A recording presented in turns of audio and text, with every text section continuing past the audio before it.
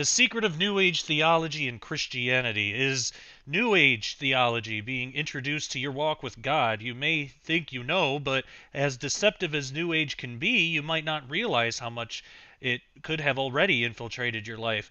New Age theology isn't always only the terms and teachings popularized in our culture today, such as yoga, astral projection, remote viewing, and false prophecy. These are the more extreme teachings of New Age, but there are far more subtle teachings that have the potential to be even more damaging. How are we to recognize these subtleties? Well, that's the topic of today's video. Now, years ago, I was involved in New Age theology heavily. I was always the type of person that liked to look at alternate explanations of things, and New Age theology pandered to that perfectly for me. I bought into the hype. The strange thing was, at the time that I was involved in these things, I was calling myself a Christian. I never would have identified myself as a New Ager or Gnostic or any of the other names sometimes attributed to the many, many paths of New Age theology. At the time, I knew, or I thought I knew, the Bible pretty well. After all, I was born and raised in a Baptist environment. This, in my mind, granted me the permission to claim I pretty much knew the basics of everything in the Bible, even the parts that I had not personally read. When I became interested in New Age theology, I thought I had found the other end of Christianity, the completion of the Bible. I thought I had found answers that the Bible didn't provide. Little did I know, though I should have, the Bible provides every answer that I was looking for at the time. I would have known that had I bothered to open myself up to it, or open the Bible myself. But instead, I found myself believing astral projection and remote viewing were good and beneficial practices, a way for my consciousness to enter heavenly realms whenever I wanted. I believed people like Edgar Cayce were literal prophets of God, even though they never preached repentance or salvation only through Jesus Christ, or even 100% accurate prophecy. I was believing that I was talking with angels and spirit guides, even though they played to my ego by being way more interested in me than the Lord Jesus Christ, his divinity, and his gift of eternal salvation. Through a series of very, very strange events, God showed me the deception of New Age. Once the enemy was exposed, they didn't come across as nice angels or caring spirit guides anymore. No, they were hideous demonic entities only interested in destroying me and my family. The truth was out.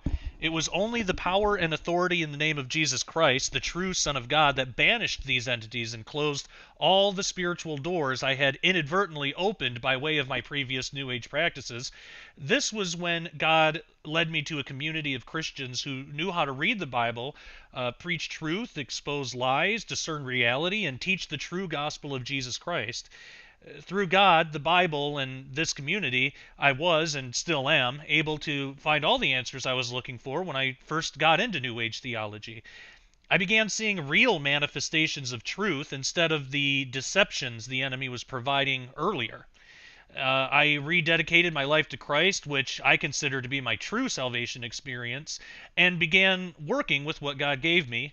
I started to research and study as much as possible, then began writing my own books and producing a podcast. I have been doing this for a few years now. One thing I realize is much of the church is still ignorant to what New Age theology teaches. And this isn't a criticism exactly. I mean, after all, New Age theology is spiritually damaging and should be avoided at all costs. The problem is, however, sometimes New Age theology is packaged as Christian doctrine, and Christians may or may not always know the difference. Because of this, sometimes New Age teachings are introduced to believers unknowingly, and unfortunately, these teachings spread like a cancer, or perhaps more accurately, like leaven in bread.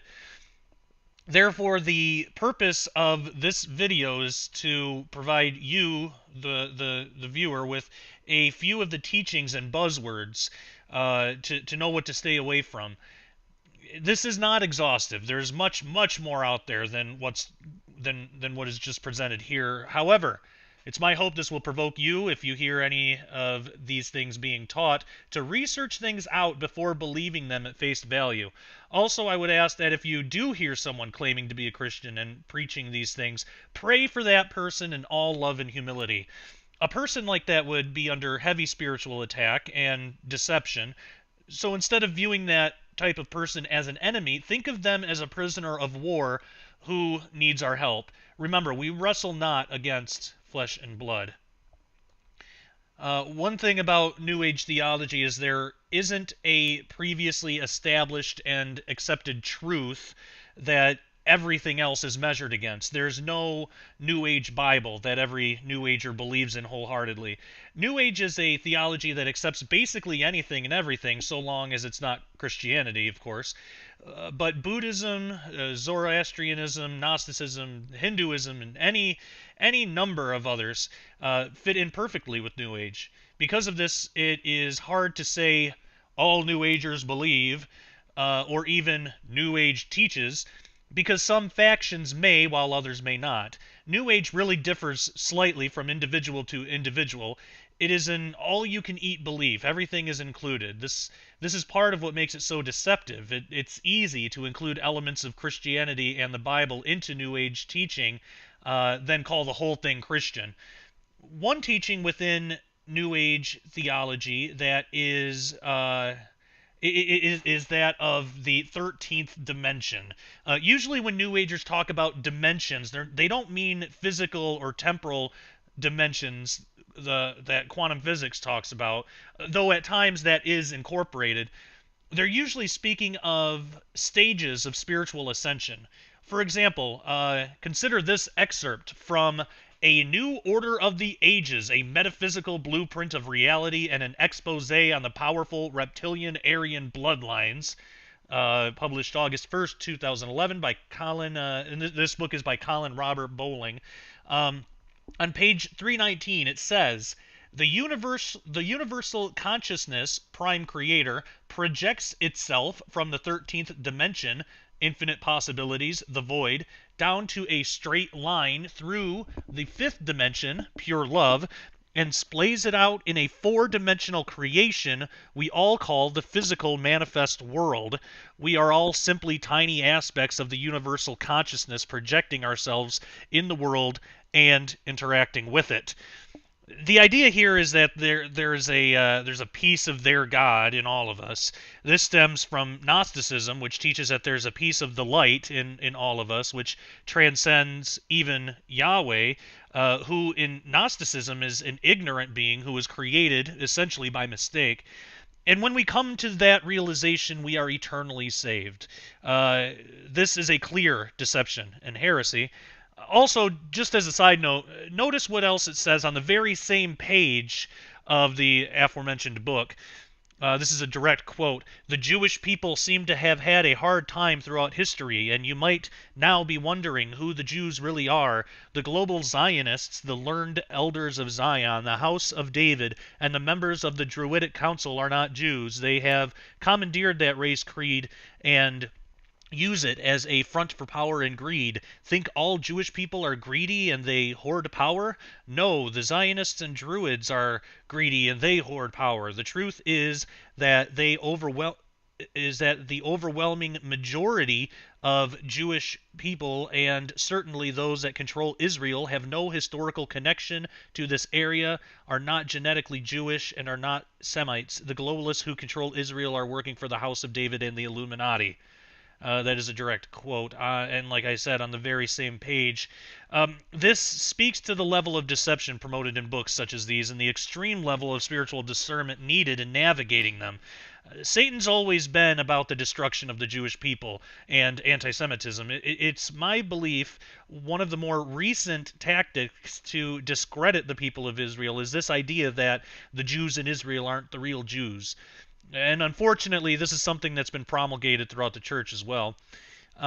Sometimes connected with the idea of dimensions is the teaching of chakras. In most New Age belief systems, chakras are taught as types of energy power centers that run up your spine. Usually it's taught that there are 7 of these, though sometimes it's taught that there are 15 or more. The idea is during meditation to concentrate on opening each chakra from the base of your spine to the crown of your head, each time keeping the previous in mind. Once you open the 7th and keep the remaining 6 open, you're supposed to experience inner peace and a type of nirvana connection to the universe. This is also sometimes taught in yoga classes. Along with this is also sometimes taught that we are beings of light. Again, this is not talking about the light of God of the Bible or even light from the scientific perspective. From the Bible, it is true that God said, "Let there be light," yet this is not when human beings were created. Scientifically speaking, light is made up of individual and indivisible packets called photons. Photons are massless and fundamental particles. Human beings on a quantum level are made up of atoms, which include electrons, protons, neutrons, quarks, gluons, and forces. Simply speaking, we're not made of only light, not from a biblical nor a scientific perspective. But in bringing this up, notice how easy it is for someone to control the conversation if they know the right words to say. But God is light. God created light, and God created you, so you are the light and love of God. See how easy it is to make these things sound Christian? In truth, the Bible makes a clear distinction between God, creation, and humans. We humans are put in charge of the world to take care of it. God created the world and the universe, but they are still distinctly separate things from God. God is not the universe. He is not the world. We humans are not God. God is God. We are human beings. The world is the world, and the universe is the universe. There is a connection in that God created all of it, but nowhere in the Bible are we asked to actively attempt to tap into that connection. We are, however, asked to have a personal relationship with God in which the only mediator is Jesus Christ. Not the universe, not the world, not each other, just Jesus. Now, the idea of the third eye in connection to the pineal gland of the brain is popular among much New Age teaching. The way it's often presented to Christians is by saying that it is the pineal gland that is activated during prayer. Something also sometimes said is that there is a worldwide conspiracy to calcify the pineal gland, usually by fluoridated water, thereby preventing us from being able to pray effectively. Now think of where that leads. This teaching essentially states if you aren't getting your prayers answered or if you feel God is far away from you, it's not because of a possible sin in your life or something you need to repent of. It's due to forces outside of your control, so you may as well accept it or find a way around it. Now, the way around it, they suggest, is usually meditation, opening chakras, and opening yourself to the universal connection we all share. Of course, the biblical solution is much simpler and completely different. Repent and pray without ceasing. Now, Jesus in the flesh. This is a big one, and within New Age teaching is usually saved for last because it is a direct attack on a very important tenet of Christian belief. If a person leads with this, chances are they'll lose half the audience immediately. However, if a person works to this gradually, they have a higher chance at convincing the majority. There are many ways this is presented, but the basic premise is to deny the flesh aspect of Jesus Christ. Usually people teaching this will say something along the lines of the pregnancy of Mary was an implantation and not a conception. They'll deny that Mary, from a biological level, had any part in the conception of Jesus. Simply speaking, Mary didn't provide the egg. They'll say that an already conceived organism, such as a zygote or a fetus, was implanted into Mary. The problem with this is it completely denies Jesus Christ came in the flesh, because it denies the entire flesh aspect of his conception. 1 John 1 through 3 states, "Beloved, believe not every spirit, but try the spirits, whether they are of God, because many false prophets are gone out into the world. Hereby know ye the Spirit of God. Every spirit that confesseth that Jesus Christ is come in the flesh is of God. And every spirit that confesseth not that Jesus Christ is come in the flesh is not of God, and this is that spirit of Antichrist, wherefore ye have heard that it should come, and even now already is in the world. Now, as stated earlier, this is far from an exhaustive study into New Age influences in the Christian church. However, if this is all new to you, this can be used as a springboard for further study. Most importantly, we should be operating in spiritual discernment. If something someone says doesn't feel quite right, we should look into it and see where those teachings come from. If we hear someone claiming to be a Christian and teaching these types of things, we should expose the heresy, yes, but we should also pray for that person in love and humility. Pray that God will open that person's heart to the truth, see the deception he or she is under, repent, and come back into the fold to be a powerful warrior for Christ rather than Satan. Remember, as Ephesians 6 teaches us, we wrestle not against flesh and blood. Our enemy is a spiritual one. Let us not fall into the ways of the enemy, based in fear, hatred, and anger. Instead, let us follow God in love, humility, respect, and a humble spirit. All that being said, thank you for watching.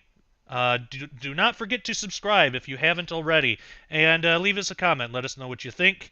As always, take care, and God bless.